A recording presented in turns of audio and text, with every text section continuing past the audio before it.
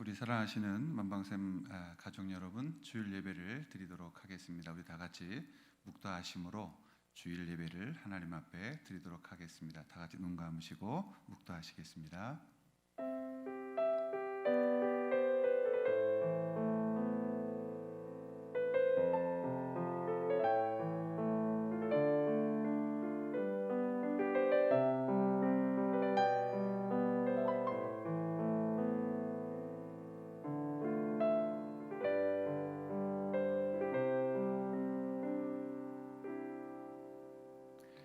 우리 찬송가 288장 예수를 나의 구주 삼고 찬송 드리시겠습니다.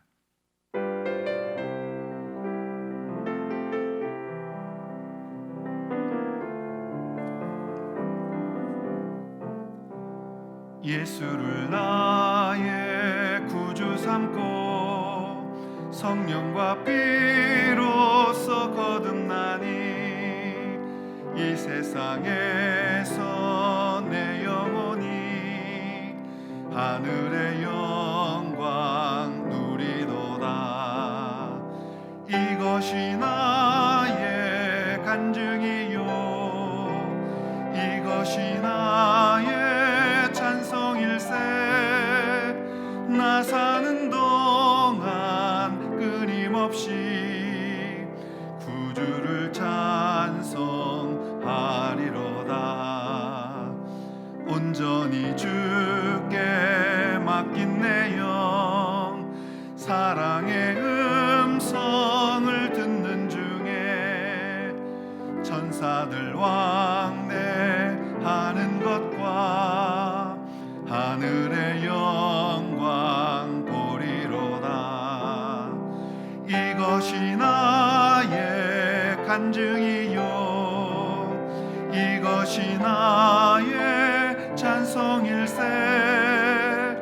나 사는 동안 끊임없이 구주를 찬송하리로다. 주 안에 기쁨 누림으로 마음의 풍랑이 잔잔하니 세상과 나는 간 곳 없고 구속한 주만 보이도다. 이것이 나의 간증이요 이것이 나의 찬송일세. 나 사는 동안 끊임없이 구주를 찬송하리로다. 아멘. 우리 아무것도 두려워 말라 찬양 드리시겠습니다.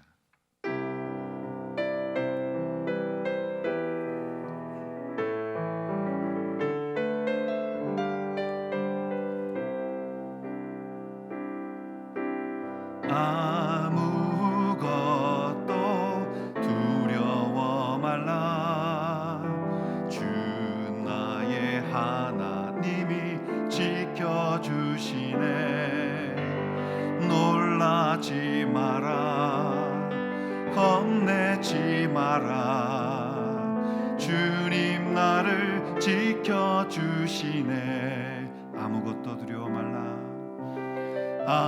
아무것도 두려워 말라. 주 나의 하나님이 지켜주시네. 놀라지 마라 겁내지 마라. 주님 나를 지켜주시네.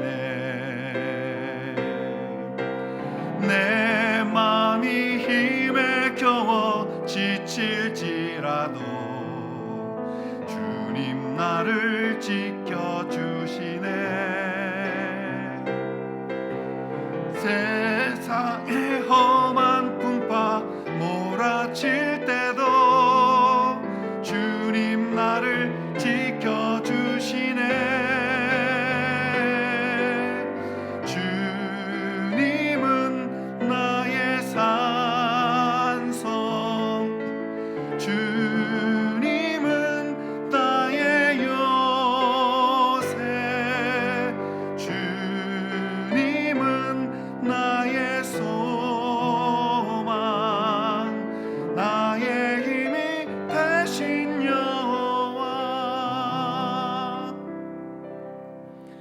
시간에 함께 공동기도 제목으로 기도하겠습니다.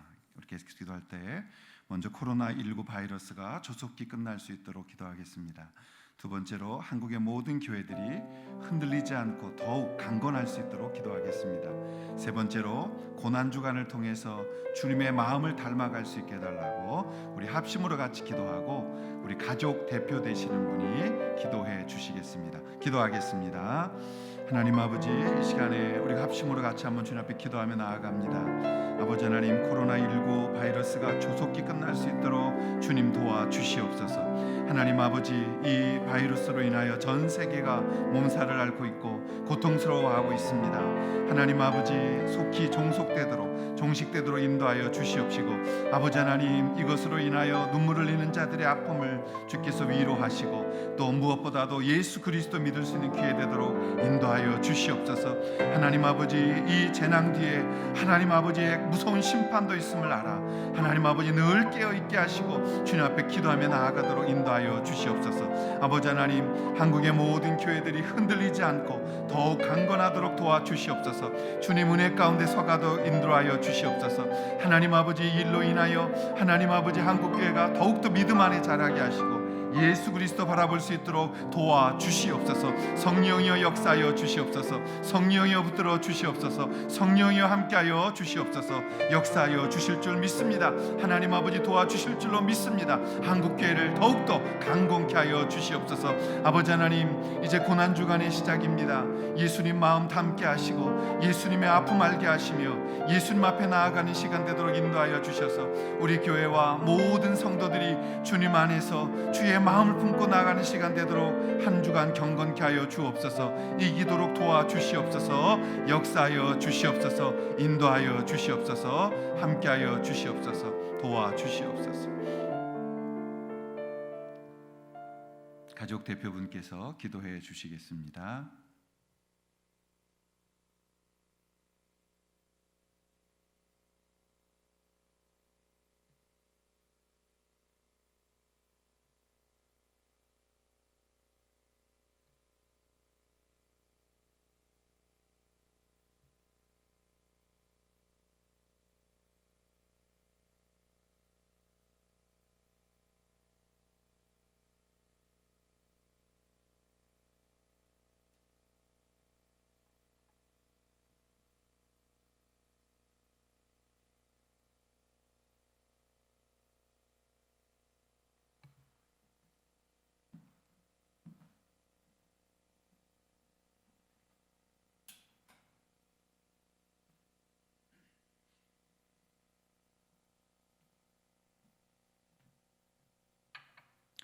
예수님의 이름으로 기도합니다.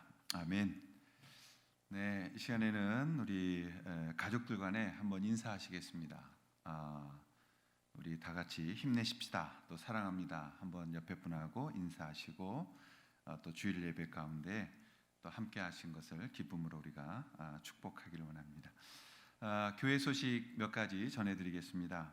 먼저 이제 고난주간이 이번 주에 시작이 되어집니다. 그래서 우리가 고난주간 새벽 기도는 5시 30분에 여러 가지 상황이 어렵지만 우리 예배당에서 진행하도록 하겠습니다. 부득불 여러 가지 걱정되시는 분들은 가정에서 기도하셔도 괜찮고요. 또 여러분이 처해 있는 곳에서 기도하셔도 좋습니다. 나오셔서 기도하실 분들은 새벽 5시 30분 저와 함께 말씀 나누시고 기도하는 시간 갖도록 하겠습니다. 이번 주 월요일부터 여러분들이 함께 해주시기를 바랍니다. 두 번째 전할 소식은 교회 대청소가 돌아오는 토요일 11일 오후 1시부터 4시까지입니다. 식사를 우리가 해서 이렇게 나누려고 했는데요, 그것조차도 조금 조심스러워서 점심 드시고 1시까지 오시면 1시부터 4시까지 우리가 봄맞이 대청소를 하도록 하겠습니다. 우리 영구재직 분들 중심으로 해서 모든 성도님들 다 나오셔서 본인들이 쓰시는 부서실은 각자가 청소하시고 이제 새로운 봄을 맞이하도록 하겠습니다. 세 번째, 우리 정명순 권사님 아버님 되시는 고 정종권 권사님께서 화요일에 하나님의 부르심을 받으셨습니다. 모든 장례 일정 아름답게 진행됐고 저희는 이제 주관하는 교회가 있으셔서 가서 위로 예배 드리시고 또 천국 환송 예배 때 함께 했는데요. 우리 정명순 권사님께 또 유가족분들께 주님의 위로를 나눠 주시기를 부탁을 드립니다. 네 번째로는 이번 주까지만 가정에서 예배 드리고 다음 주부터는 현장 예배를 드리도록 하겠습니다. 그 사이에 코로나19 이 바이러스가 많이 좀 사그러지고 사라질 수 있도록 계속 기도하시고 다음 주에는 얼굴을 뵙고 함께 기쁨으로 예배를 드리겠습니다. 마지막 한 가지 더 광고드립니다. 우리 새로 부임해 오시는 김주연 목사님 가정은 12일에 예배 때 인사를 드리도록 하겠습니다. 우리 다음 주 예배는 1부 예배 있고요. 2부 예배 있다는 것 기억하셔서 9시, 11시 여러분이 드리시던 예배로 찾아오셔서 함께 예배해 주시고 또 새로 오시는 목사님 축복 속에서 인사 나누도록 하겠습니다. 이 시간에는 우리 함께 하나님 말씀 받겠습니다. 자리에 그냥 앉으셔서 일어나진 마시고 함께 로마서 12장 14절부터 21절까지의 말씀 제가 봉독해 올리도록 하겠습니다. 로마서 12장 14절로 21절 말씀 봉독해 올립니다. 너희를 박해하는 자를 축복하라. 축복하고 저주하지 말라. 즐거워하는 자들과 함께 즐거워하고 우는 자들과 함께 울라. 서로 마음을 같이하며 높은 데 마음을 두지 말고 도리어 낮은 데 처하며 스스로 지혜 있는 채 하지 말라. 아무에게도 악을 악으로 갚지 말고 모든 사람 앞에서 선한 일을 도모하라. 할 수 있거든 너희로서는 모든 사람과 더불어 화목하라. 내 사랑하는 자들아 너희가 친히 원수를 갚지 말고 하나님의 진노하심에 맡기라. 기록되었을 때 원수 갚는 것이 내게 있으니 내가 갚으리라고 주님께서 말씀하시니라. 내 원수가 줄이거든 먹이고 목마르거든 마시게 하라. 그리함으로 내가 숯불을 그 머리에 쌓아 놓으리라. 악에게 지지 말고 선으로 악을 이기라. 아멘. 함께 우리 말씀 전 찬양 드리도록 하겠습니다. 말씀 앞에서 경외함으로 함께 찬양 드립니다.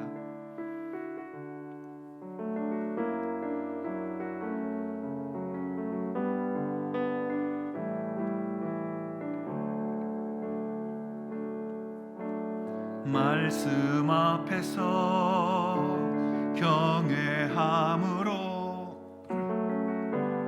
주께 홀로 섭니다. 생명의 말씀 읽고 순종해 주를 예배합니다. 기록된 말씀 힘이 있어서 진리로 우리 거룩해 하며 거룩한 말씀 세세 영원히 복음이 되어 말씀하시네. 하나님 말씀에 두려워 떠는 자 그 말씀에 생명을 거는 자 한 사람 찾으시는 주님의 약속을 믿어 하나님 말씀에 운명을 거는 자 순종하며 주 따라가는 자 영원한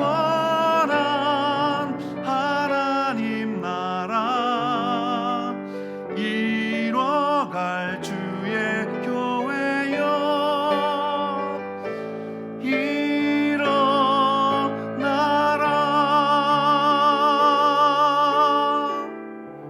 아멘. 오늘은 로마서 23번째 시간입니다. 로마서 12장 14절로 21절 말씀 가지고 악을 이기는 비결이라는 제목으로 지난주에 이어서 두 번째 악을 이기는 비결의 제목으로 말씀을 나누도록 하겠습니다.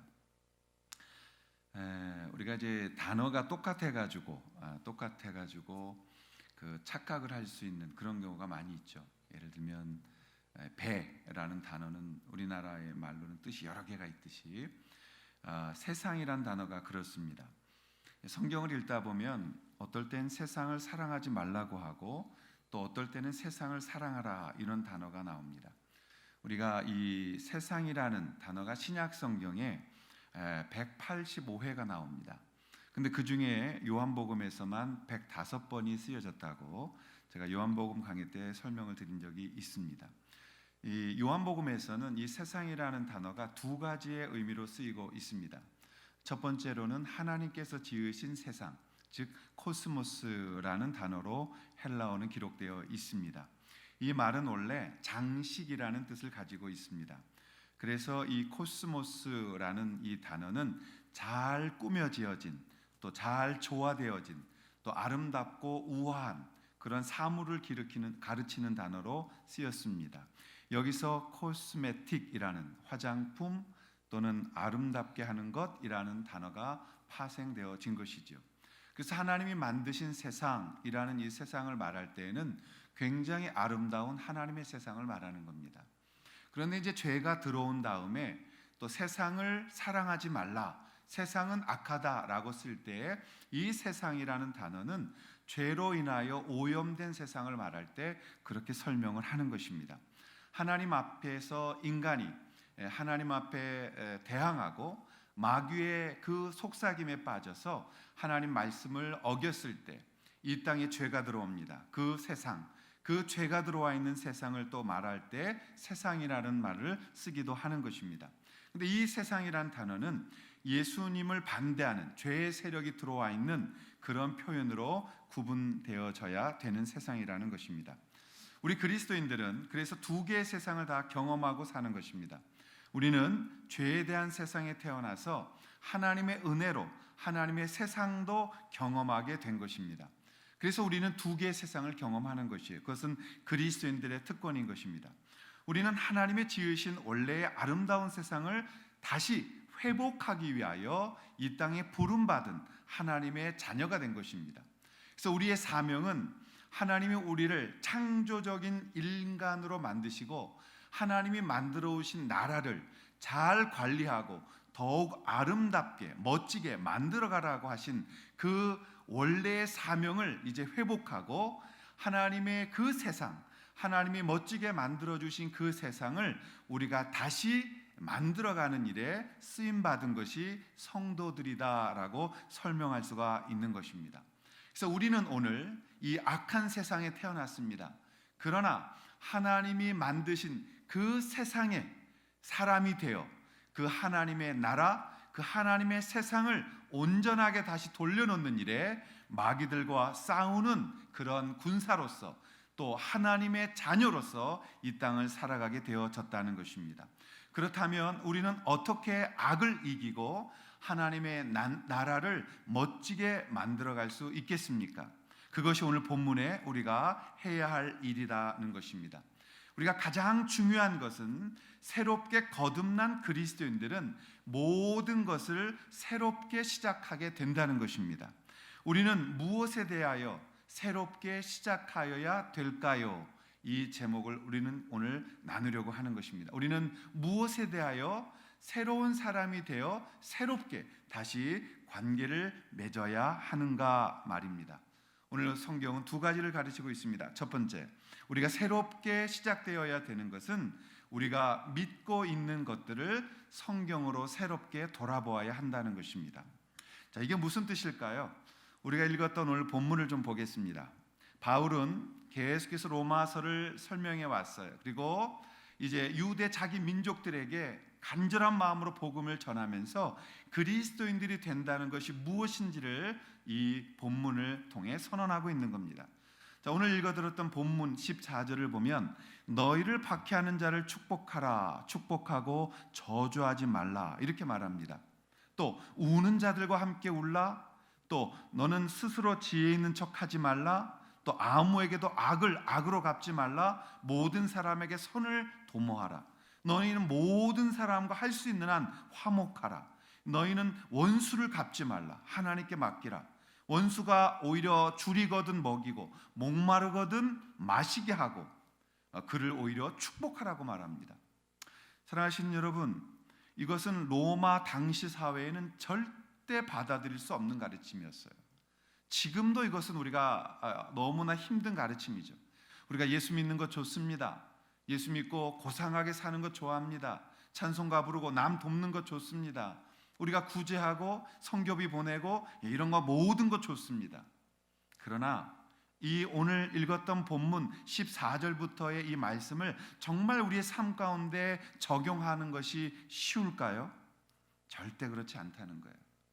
지금도 이렇게 힘들지만 2000여 년 전에 로마 사회에서 이 말씀을 받아 실천한다는 것은 너무너무 불가능했다는 것입니다. 어떻게 그들이 악을 악으로 갚지 않을 것이며 어떻게 그들이 자기들을 핍박하고 자기들을 죽이는 저 원수들을 향해서 축복이라는 것으로 되돌릴 수가 있느냐 말입니다. 바울은 이 가르침을 받고는 정말 파격적으로 하나님 앞에 본인이 변한 삶을 먼저 살았던 것이죠. 우리가 잘 아는 대로 바울은 율법주의자였습니다. 바울은 가말리알의 수제자였어요. 바울은 그 스테반 집사가 돌에 맞아 죽을 때 그 모든 돌을 든 자들의 옷을 맡아 지키는 그 무리의 두목과 같은 역할을 했던 사람이었어요. 바울은 독한 사람이었어요. 바울은 이 예수 믿는 사람들을 잡아 공회에 넘기는 그러한 악랄한 일을 하기 위하여 다메섹으로 가다 예수님 만난 사람이었어요. 그랬던 사람이 오늘 이 복음을 가르치고 있는 겁니다. 너희를 핍박하는 자를 축복하라. 원수를 향해서 먹이라. 그에게 마시게 하라. 여러분 어떻게 이럴 수 있었을까요? 그것은 바울이 먼저 변했기 때문입니다. 그럼 바울이 이것을 어떻게 이렇게 믿고 받아들이는 변함이 있을 수 있었겠어요? 바울은 그것이 바로 이 복음의 생명력이라고 말하고 있는 것입니다. 복음은 나를 변화시키는 능력이 있는 것입니다. 복음은 우리를 날마다 새롭게 하는 것입니다. 그리고 모든 것들에 새로운 관계를 갖게 하고 그곳에 새로운 생명을 흐르게 하는, 즉 하나님의 나라가 죄악 가운데 완전히 망가진 그 원수된 땅에 복음을 통하여 예수 그리스도의 생명이 흘러들어가서 하나님과 새로운 관계를 맺게 하는 그런 놀라운 힘이 바로 이 복음 안에 있다는 것입니다. 사랑하시는 여러분, 우리가 기존의 것들을 지금 해야 될 일은 무엇이냐면 다시 한번 성경 안에서 돌아보는 작업을 해야 돼요. 우리가 믿고 있는 것이 정말 바른 믿음인지를 돌아보면서 우리가 성경으로 새롭게 모든 것들을 바라보는 훈련을 시작해야 한다는 것입니다. 우리가 예수 믿고도 믿음은 가졌다라고 말하지만 정말 아무것도 변하지 않는 이유가 무엇이냐라는 것입니다. 그 이유가 무엇일까요? 우리는 왜 예수 믿고 바울처럼 이렇게 능력 있는 삶을 살아가지 못할까요? 그것은 바로 성경이 우리를 지배하지 못하게 하기 때문이에요. 여러분, 우리가 성경을 받아들여야 합니다. 우리가 예수 믿었으면 이제 예수의 사람으로서 모든 우리의 삶을 예수의 관점으로 다시 바라보는 훈련을 시작해야 되는 것입니다. 예수 믿고 구원받았다고 가만히 있으면 안 되는 거죠. 너희는 이렇게 살아야 된다라고 바울이 이야기합니다. 너희는 새로운 관점으로 살아야 한다. 그동안 우리가 가지고 있던 그 세상 보는 눈, 세상 보는 관점, 그 모든 것들이 이제 예수님의 눈으로, 예수님의 관점으로 새로운 관계를 맺고 그 예수님의 생명이 그곳에 흘러가게 해야 한다는 것입니다. 사랑하신 여러분, 그것이 개혁입니다. 그것이 개혁주의입니다. 우리가 하나님 앞에서 날마다 나를 가죽으로 쳐서 나를 고쳐나가는 것, 나를 주님 앞으로 만들어가는 것, 그것이 우리 가운데 필요한 것입니다. 오늘 우리가 성경대로 우리를 돌아보는 그러한 삶을 살아가고 있는가? 여러분, 성경대로 우리가 살아가는 시대, 참 성경대로 우리가 하나님 앞에 순종하는 시대, 그런 시대 나로부터 시작되어져야 되는 것입니다. 그러기 위해서 우리는 예수님의 가르침으로, 복음으로 돌아갈 필요가 있는 것입니다. 저는 요한복음 3장 4장의 스토리를 굉장히 많이 설교했고 좋아합니다. 오늘도 우리가 한번 요한복음 4장의 스토리로 한번 나아가 보겠습니다. 같이 한번 요한복음 4장을 한번 펴시기 바랍니다. 자, 요한복음 4장입니다. 요한복음 4장 한번 같이 우리 가족들 성경 가지신 분대로 다 4장으로 오셔서, 자, 4장을 보시면 예수님께서 이제 유대를 떠나셨다, 그리고 갈릴리로 가신다라고 3절에 되어 있습니다. 그 4장 3절에 유대를 떠나사 다시 갈릴리로 가실새, 4절에 보시면 사마리아를 통과하여야 하겠는지라 라는 단어가 나옵니다. 여러분, 예수님은 유대인이셨어요. 정통 유대인이셨어요. 그래서 유대 율법도 예수님은 지키셨죠. 그런데 예수님이 오늘 이 본문에 파격적인 행동을 하시는 겁니다. 어떤 거요? 사마리아를 통과하여야 하겠는지라. 이 사마리아 땅은 버려진 땅이에요. 그래서 그 당시에 이 북쪽으로 길을 올라가기 위해서는 세 개의 길이 있었어요. 왼쪽 서쪽으로 향해서 바닷가의 길을 갈 수 있었고, 또 제일 가까운 중앙로가 있었고, 또 하나는 요단강을 건너 동쪽으로 해서 올라가는 좋은 길이 있었습니다. 그런데 가장 빠르고 넓은 길은 중앙로를 가는 거예요. 그런데 유대인들은 그 길을 가지 않았다는 거예요. 왜냐하면 그 길은 사마리아인들이 다녔기 때문에. 그래서 사마리아인들과 옷깃만 스쳐도 그들은 부정했다고 여겼고, 사마리아인들과 말을 섞지 않았고, 그 부정탄 버림받은 그 북쪽 사마리아 사람들하고는 상종하지 않았던 것이 이 유대 예수님 당시의 관습이었습니다. 그런데 예수님은 지금 본문에 사마리아를 통과하여야 하겠는지라, 영어 성경에 보면 더 확실하게 써 있어요. must라고 돼 있어요. must라는 단어를 씁니다. 내가 꼭 그 길을 가겠다는 거예요. 예수님의 의지가 담겨져 있는 것을 볼 수가 있습니다.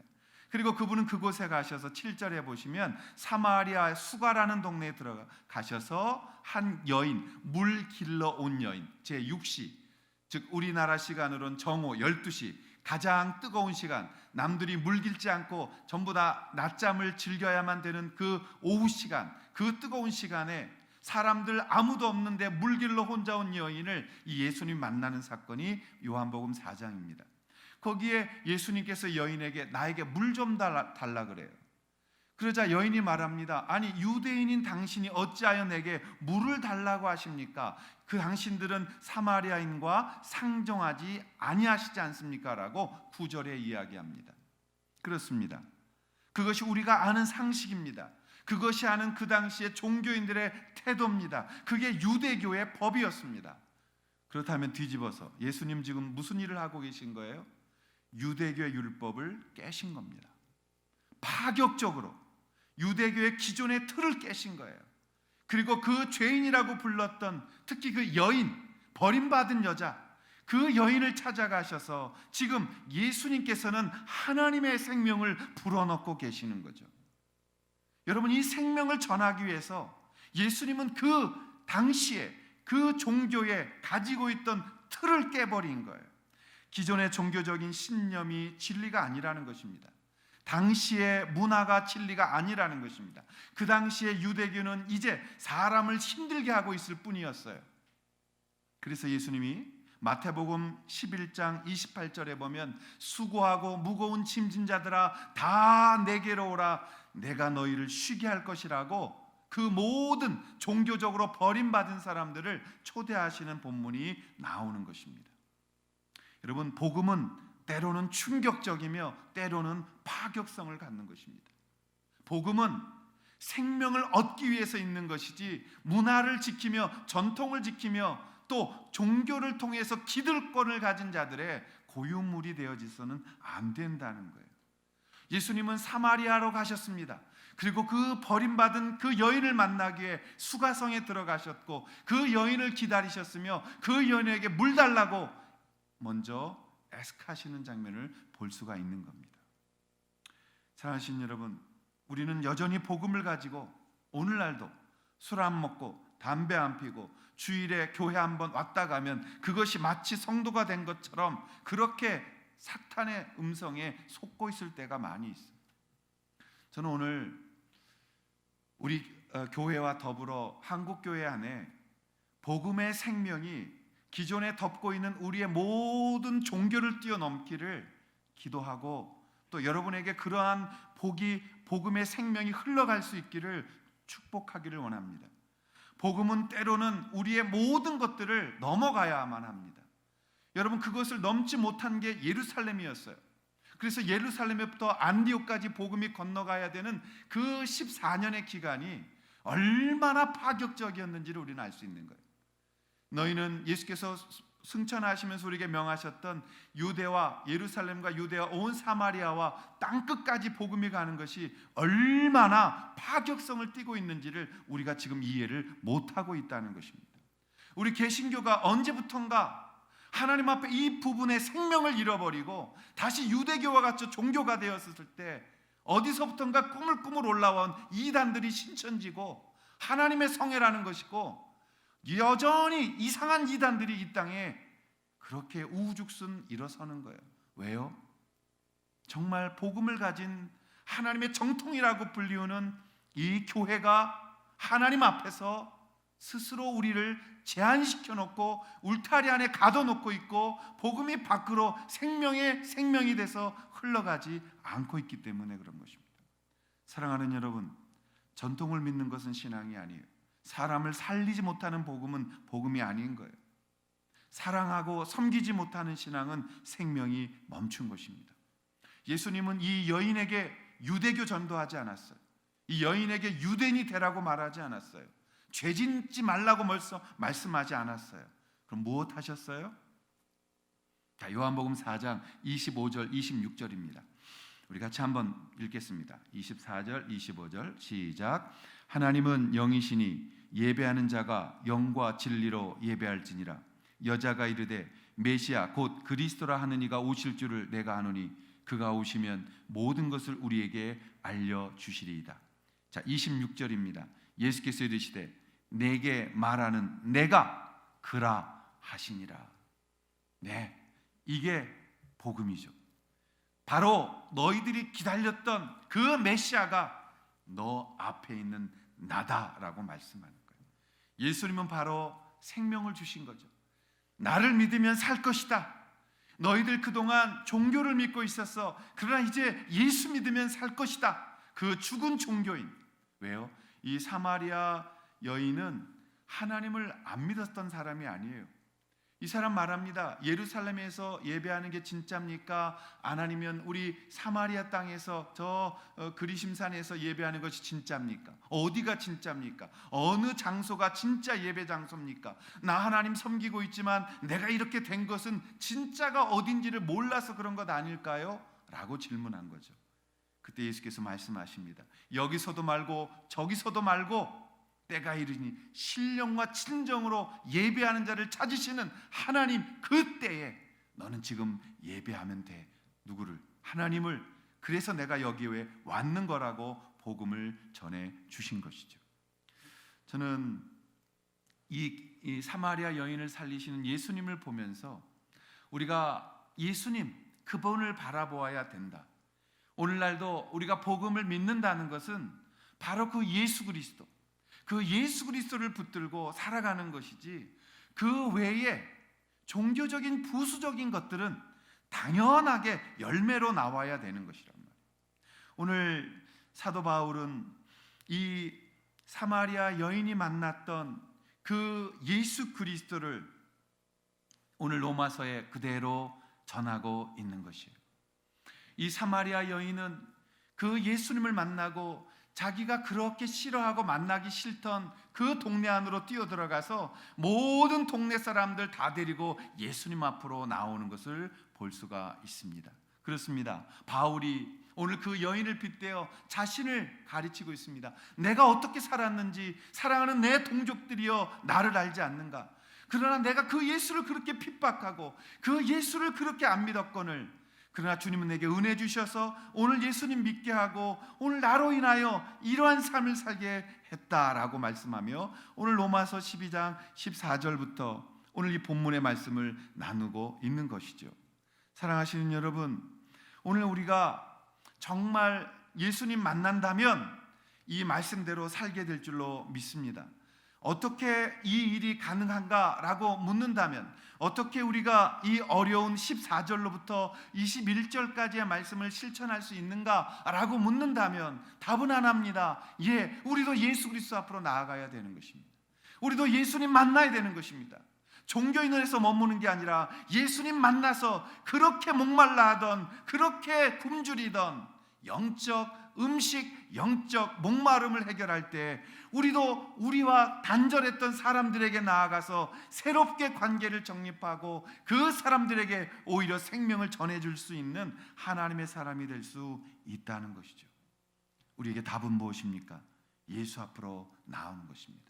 그리고 오늘날 우리가 살고 있는, 믿고 있는 모든 것들을 성경으로 돌아보면서 정말 나는 성경에 있는 말씀대로 살아가고 있는가, 그리고 그 일대로 실천해 가고 있는가라는 그 힘을 가진다면 우리도 오늘 14절 말씀 실천할 수 있습니다. 우리도 오늘 원수를 사랑하고 그들에게 물을 먹이고 그들이 목마르면 마시게 하라고 하시는 이 실천할 수 없을 것 같은 이 말씀, 우리도 적용할 수 있습니다. 그러면 우리도 이 세상을 이길 수 있는 겁니다. 우리도 악을 이기게 되어지는 것입니다. 사랑하신 여러분, 오늘 예수 그리스도를 만난 이들을 돌아보십시오. 그리고 우리가 행하는 모든 것에 성경으로 우리를 새롭게 하고 성경 앞에 순종하며 나아가는 사랑하는 모든 식구들 되시기를 주님의 이름으로 축원합니다. 자, 그럼 두 번째, 어떻게 이 일이 가능했다고요? 그것은 우리가 오늘 이 복음이었다는 것을 배웠습니다. 그러면 우리는 다시 한번, 우리는 어떻게 하면 정말 이 일을 할 수 있을까요? 두 번째로 배워야 되는 것은 우리가 만나는 사람들과 새로운 관계로 우리를 돌아보아야 한다는 것이에요. 우리가 만나는 사람들과 새로운 관계로 좀 우리를 돌아보아야 된다. 자, 성경으로 우리를 돌아본 다음에는 우리가 주변의 사람들을 회복시켜야 세상을 회복시키는 거기 때문에 오늘 만나는 사람들을 좀 돌아보셔야 합니다. 복음은 우리를 날마다 새롭게 합니다. 고린도서 5장 17절 말씀 보면 그런즉 예수 그리스도 안에서는 날마다 우리가 새로워지는 것입니다. 오늘만 한 번 새로워지는 게 아니라 우리는 내일 또 새로워지고 모레 또 새로워지며 날마다 주님을 닮아가는 새로움을 입게 되어지는 것이죠. 그렇다면 우리가 모든 것들의 새로운 관계를 갖게 하는 그 생명의 원천을 가지고 그것이 흐르게 하는 사람들이 되었다는 것입니다. 바울 사도는 말합니다. 우리가 주님의 엄청난 사랑을 받았다면 우리는 이제 세상 사람들과 새로운 관계를 맺을 수 있어야 합니다. 이제 세상의 방식이 아니라 예수님의 방법으로 말입니다. 그것이 바로 로마서 12장 오늘 본문입니다. 우리는 할 수 있습니다. 우리는 이제 예수님의 가르침대로만 하면 말입니다라고 말씀하는 거죠. 저는 이거에 굉장히 중요한 그 본문이 있는데요. 자, 마태복음 6장으로 한번 가시길 바랍니다. 마태복음 6장입니다. 자, 마태복음 6장으로 가시면 거기에 주기도문이 나옵니다. 마태복음 6장에 가면 그 주기도문에 여러분들이 뭐 다 잘 아시는 본문이죠. 9절에 보시면 그러므로 너희는 이렇게 기도하라. 하늘에 계신 우리 아버지여, 이름이 거룩히 여김을 받으시오며 나라가 임하시오며 뜻이 하늘에서 이루어진 것 같이 땅에서도 이루어지이다.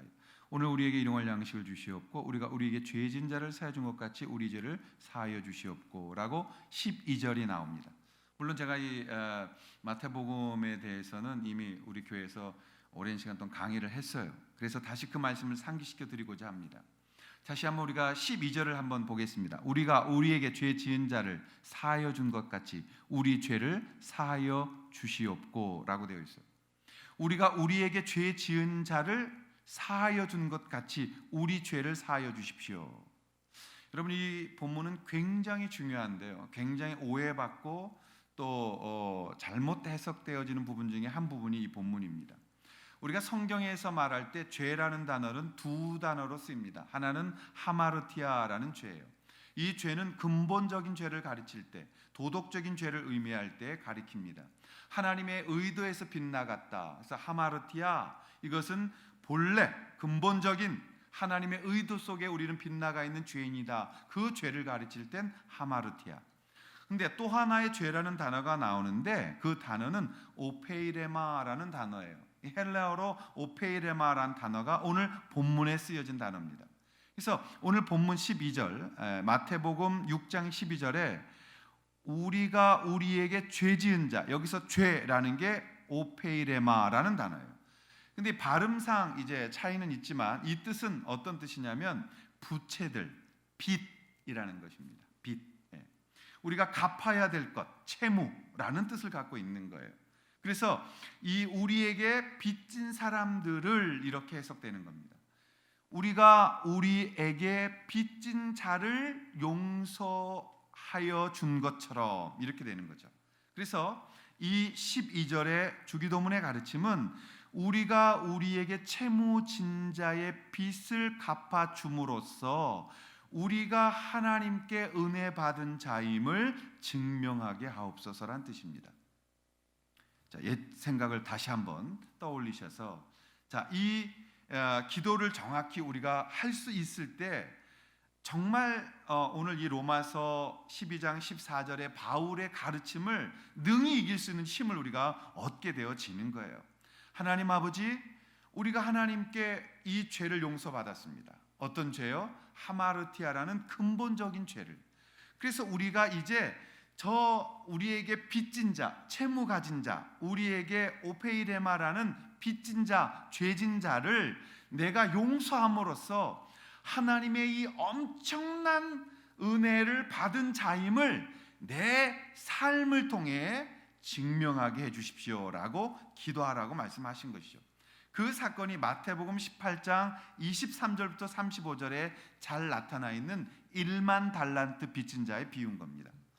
여러분, 1만 달란트 빚진 자의 비유가 무엇입니까? 예수께서 이렇게 말씀하세요. 그러므로 천국은 종들과 결산하려 하던 때에 어떤 임금과 같으니, 내용은 이런 겁니다. 어떤 임금이 자기에게 빚진 자가 있었어요. 근데 얼마 빚졌냐? 10,000달란트 빚졌다는 거예요. 10,000달란트. 여러분, 이 달란트라는 이 화폐의 단위는 금 1달란트는 이 전문가들에 의하면 한 달란트라는 건 금 20kg에서 40kg 정도고요. 이것을 돈으로 환산하면 엄청납니다. 그래서 우리나라 화폐로 치면은 10,000달란트 정도면 지금 돈으로 따지면 얼마가 나오느냐? 200조입니다. 200조. 그러니까 어느 임금에게 200조 빚진 자가 있었어요. 그래서 데려다가 이 아주 그냥 벌을 가하려고 하니까 이 종이 주인에게 막 불쌍히 탕감해 주기를 구해서 이 임금이 그 200조 빚진 자를 빚 갚아 줬다는 거예요. 그래, 알았어. 내가 그럼 그 빚을 없던 걸로 해주겠다. 그래서 빚을 용서함 받고 이 200조 탕감 받은 사람이 길을 가다가 자기 친구를 만났는데 그 친구가 자기에게 얼마 빚을 졌냐면 100데나리온이라는 겁니다. 데나리온. 데나리온은 은화로 무게를 치면 3.88g이에요.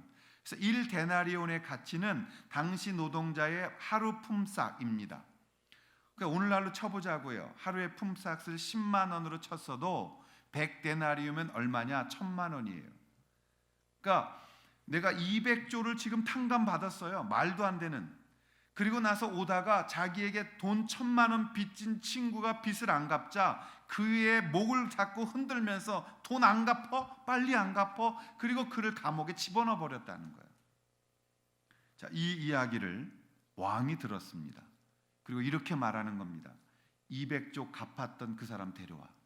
내가 탕감해준 그 200조 갚아서서 탕감했던 사람 데려와. 그리고 데려다가 이렇게 말합니다. 어떻게 해요? 내가 너에게 이 엄청난 빚을 탕감해 주었거늘 너는 어떻게 하여 내 빚을 진 이 자를 불쌍히 여기지 아니하였느냐? 그러면서 주인이 노하여 그 빚을 다 갚도록 그를 옥졸들에게 넘기니라. 그러면서 예수께서 마태복음 18장 35절에 이렇게 말씀하십니다. 너희가 각각 마음으로부터 형제를 용서하지 아니하면 나의 하늘 아버지께서도 너희에게 이와 같이 하실 것이다. 자, 다시 로마서로 돌아와 보겠습니다. 무슨 말씀인가요? 너희를 박해하는 자를 축복하고 저주하지 말아라. 왜요? 우리는 하나님 앞에 더 큰 그 축복을 받았기 때문에. 너희는 어떤 사람이었느냐? 로마서 5장 말씀했잖아요. 6절, 8절, 10절에 너희가 연약할 때, 너희가 죄인이었을 때, 너희가 하나님 앞에 원수되었을 때에 그때 예수 그리스도께서 죽으심으로 너희를 용서하신 것 같이 너희도 그들을 박해하는 자를 용서하라는 거죠. 너희가 이 엄청난 용서함을 받은 자라는 걸 알고 나를 믿는 자들이라면 너희에게 조금 해를 끼친 그들을 용서하는 것이 너가 이 엄청난 용서받은 자임을 증명하는 것 아니겠느냐. 그 말씀을 지금 하고 있는 것입니다. 사랑하시는 여러분, 우리가 주님 앞에 날마다 은혜 앞에 서는 자라면 우리에게 조금 손해 끼치고 우리에게 조금 빚을 진 자들의 그 빚을 갚을 수 있다라고 오늘 바울은 이야기하는 것입니다. 우리가 어떻게 우리의 마음을, 우리의 생각을 가지고 원수를 용서할 수 있겠어요? 우리가 어떻게 우리의 감정을 가지고 우리에게 피해를 끼친 자를 용서할 수 있겠어요? 우리는 못합니다. 우리는 못합니다. 그러나 언제 할 수 있습니까? 주께서 우리에게 충만하실 때, 성령이 우리 안에 받은 은혜를 돌아보게 하실 때, 그분 앞에서 내가 어떤 사람이었으며 그분 앞에서 내가 어떻게 구원받았으며 그분이 나에게 얼마나 큰 은혜를 주셨으며 그리고 나를 얼마나 사랑하시는지를 돌아볼 때, 그때 우리는 이 작은 죄를 나에게 진 그 원수를 용서할 수 있게 되어지는 것입니다. 여러분이 기도해야 되는 이유가 뭘까요? 여러분이 하나님 말씀 앞에 깊이 들어가야 되는 이유가 뭘까요? 우리가 하나님 앞에 엎드려 정말 주님의 은혜 앞에 살아야 되는 이유가 뭘까요? 그것은 다른 이유가 아닌 거죠.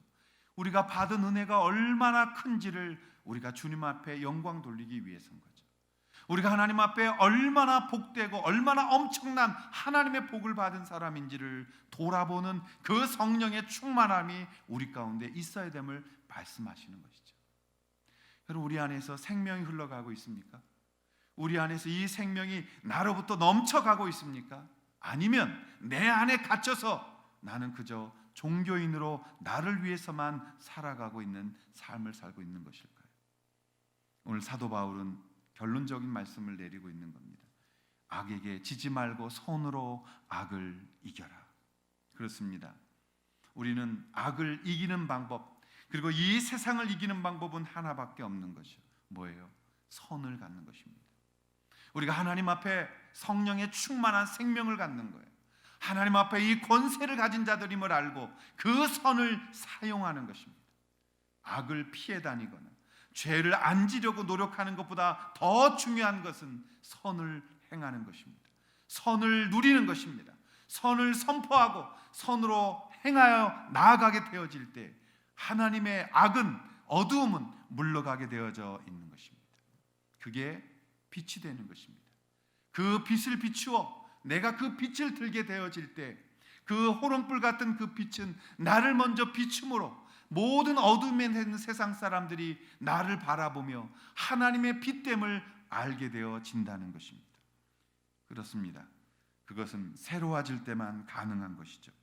우리는 예수님으로 충족되었기에 그 충족된 성령 충만의 샘물이 만방으로 흘러가게 할 수 있는 것입니다. 우리 사랑하는 모든 성도들이 오늘 이제 악을 이기는 비결은 악을 악으로 싸우는 것이 아니라 그 악한 자에게 주님이 주신 은혜의 손을 가지고 나아갈 때, 그 은혜의 손으로 충만하여 흘러가기 시작할 때 그들이 밟는 땅이 주님의 땅이 될 것입니다. 그들이 선포하는 대로 주의 나라가 임할 것입니다. 죄악 가운데 그리고 어둠 가운데 빠져 마귀에게 절하며 마귀를 왕으로 섬겼던 그 타락한 세상이 주님의 땅으로, 주님의 세상으로 회복되어져 가는 것을 보게 되어질 것입니다. 사랑하시는 여러분, 그것은 하나밖에 없어요. 오직 하나님 안에서, 성령 안에서 말씀과 기도로 나아갈 때만 이루어질 수가 있는 것이죠. 우리가 이 코로나 사태를 기도하고 있습니다. 그러나 더 무서운 것은 이것을 통하여 우리에게 주시는 하나님의 그 메시지가 무엇인지를 놓쳐버리는 것이라고 생각합니다. 사랑하시는 여러분, 더 마지막 때가 가까이 오고 있음을 상기하시고 주님 안에 어디에 있던 진정한 영적 예배로 하나님 앞에 나아가셔서 날마다 산 제물 되시고 그 하나님을 기쁘시게 하는 삶이 되게 하시고, 또 여러분들의 삶 가운데 언제나 그 악한 것들을 선으로 이겨내서 승리를 가지고 그 전리품으로 주님을 예배하는 승리자들, 복된 삶이 여러분 안에 늘 충만하시기를 주님의 이름으로 축원합니다. 기도하겠습니다. 하나님 아버지, 이 악한 세계에서 우리는 어찌 살아야 할지 두려울 때가 많이 있습니다. 그러나 그때마다 하나님 바라봅니다. 이 주신 은혜, 이 큰 사랑, 그 십자가의 은혜, 그리고 예수 그리스도의 그 크신 우리를 향하신 마음, 그것을 우리가 붙들 때 이 땅을 이깁니다. 그것을 선포할 때 주님의 나라는 도래합니다. 참 힘든 시간 지내고 있지만 선포하게 하시고 기도하게 하시고 주님 안에 누려갈 수 있도록 승리하는 자가 된 삶이 되도록 역사하여 주시옵소서. 하나님, 이 시간 어두운 가운데 고통당하는 가정이 있다면 예수 그리스도의 복음의 생명이 그 가정으로 흘러갈 수 있도록 인도하여 주시옵소서. 하나님 아버지, 이 시간 혼자 예배하며 아파하는 분이 있다면 위로하여 주시고 주의 복음의 빛, 복음의 영광이 그를 통하여 가정으로 흘러가도록 예수 그리스도의 이름으로 선포하며 선언하도록 인도하여 주시옵소서. 그리고 우리 모든 함께하는 자녀들마다 이 복을 받아 그 복이 우리 자녀들을 통하여 저 먼 땅으로 흘러갈 수 있는 복된 가정, 믿음의 아름다운 명문 가정 되도록 주여 역사하여 주시옵소서. 인도하여 주옵소서. 예수님의 이름으로 감사하며 기도하옵나이다. 아멘. 우리 시간의 마지막 결단 찬양 주님 앞에 드리시면서 우리가 하나님 앞에 기도하는 마음으로 이 고백하시겠습니다.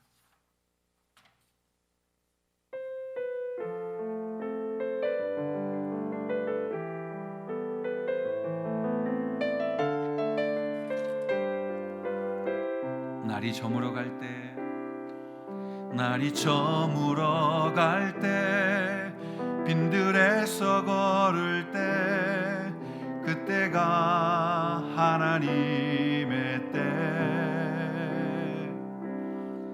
내 힘으로 안 될 때, 빈손으로 걸을 때, 내가 고백해 여호와 이래. 날이 저물어 갈 때, 빈들에서 걸을 때, 그때가 하나님의 때. 내 힘으로 안 될 때, 빈손으로 걸을 때, 내가 고백해 여호와 이래. 일하시네, 주가 일하시네, 주께 아끼지 않는 자에게. 주가 일하시네, 주가 일하시네, 신뢰하며 걷는 자에게. 우리 모인 이곳에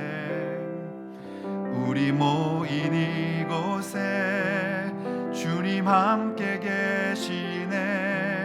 누리네 아버지 은혜.